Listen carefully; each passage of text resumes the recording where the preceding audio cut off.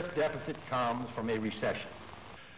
The year was 1962. John Kennedy was a young president, and Vietnam was a place few high school kids had ever heard of. The Adventures of Ozzie and Harriet. The Nelson family, Ozzie, Harriet, David, and Ricky, were regulars in people's living rooms. In the fall of that year, the city of Westminster opened a brand new high school, parts of it still under construction. The first class, just sophomores and juniors. Oh, and you know, I found my sweater.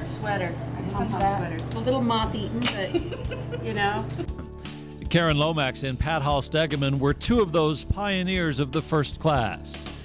Ever since, they have kept the memories and stayed in touch with classmates. They were, in many ways, the trailblazers. The decisions they made then would last for 45 years. Like, choose the logo and the colors, and you know, we wanted something strong and powerful. I think we were probably even reached out on a limb to go green in those days with the green colors. But it was, you know, we had all kinds of voting going on. And wonderful times, hours, involvement. It was just great.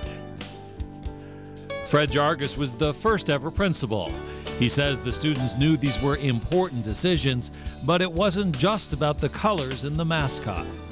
And eventually, they will have something on her that the whole school is always going to be proud of, and the community is going to be proud of, you know, and so you'll be carrying it. You are the starters. Mr. Jargus kept telling us, you're creating the tradition.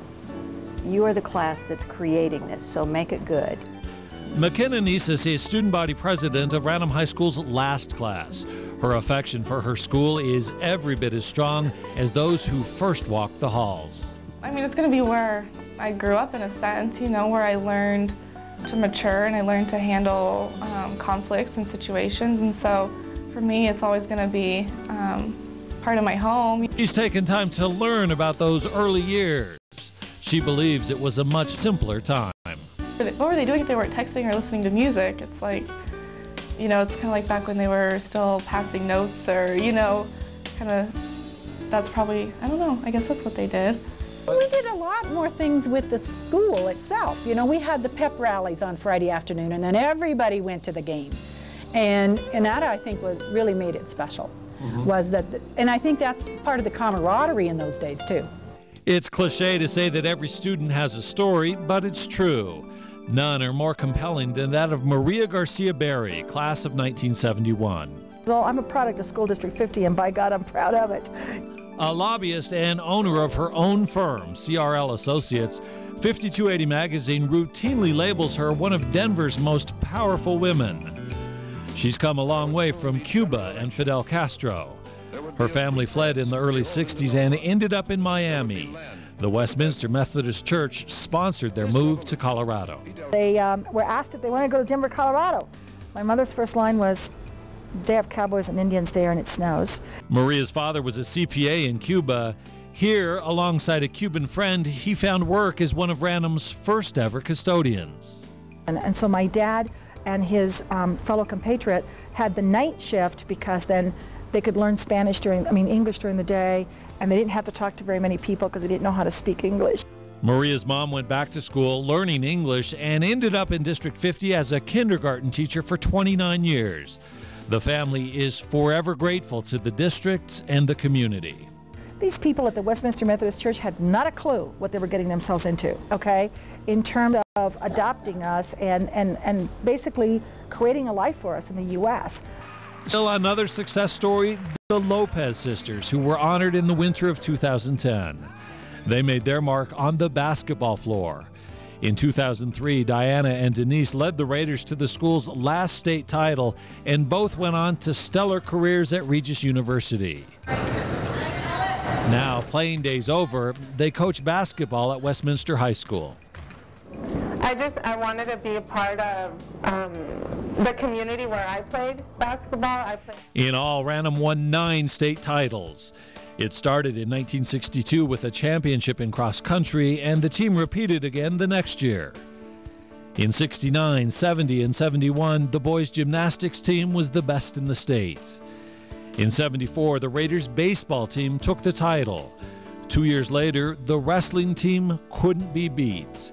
And in 1977, the soccer squad won state, becoming the first ever soccer team to go undefeated for the season. We had rough, tough kids. They liked to compete, and the coaches we had seemed to be able to capitalize on that. Don Rhoda was cheering most of those teams on. In the mid-'60s, he was Ranum's assistant principal, and from '74 to '91, he took over the helm. In all, he estimates about 22,000 students looked to him for leadership. He was a disciplinarian, but with a purpose. But yeah, it was rewarding, particularly to see some of the kids that you stood on pretty hard from time to time, and they made it, and they're doing very well, and they're successful, and they look back on it and think, hey, that old guy was right. Kids excelled in other ways as well: music, marching, theater, and debate. But for all the students' great accomplishments, Rhoda's fondest memory is how the students looked out for one another. The case of a disabled student named Robbie is never far from his mind. We're always kids there. Make sure he got over the curb, up the steps, and got wherever he needed to be. At the change of classes, kids made sure that he got where he needed to be. And that was for 3 years. And no one ever told anybody to do anything. The kids took care of that.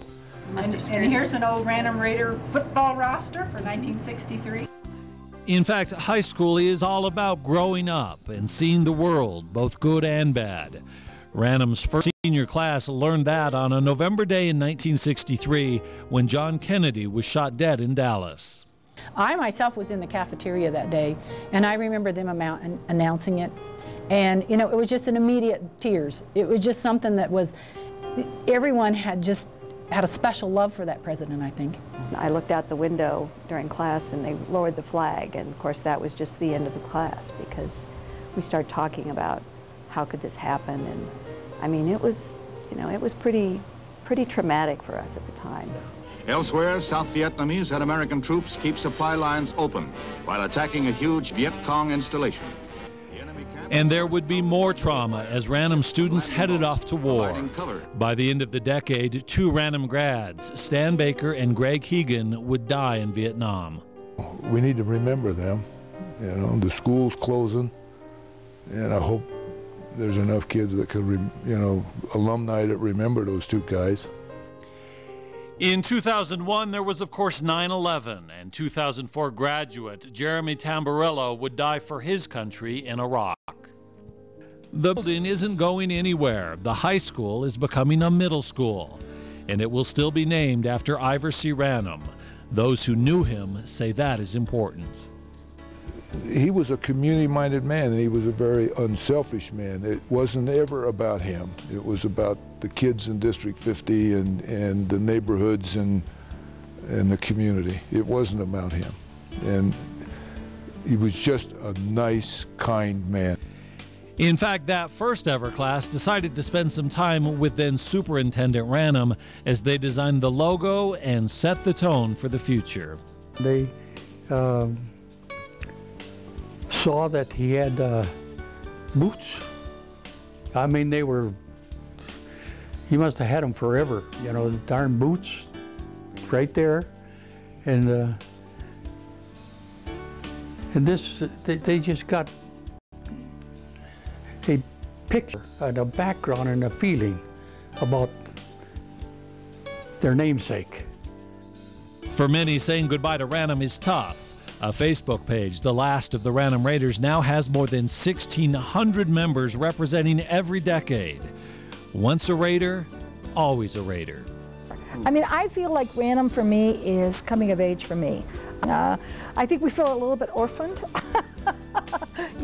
about this, but I think it's been kind of good to reconnect with some people. There's some people I've literally getting messages from that I haven't seen in 30 years.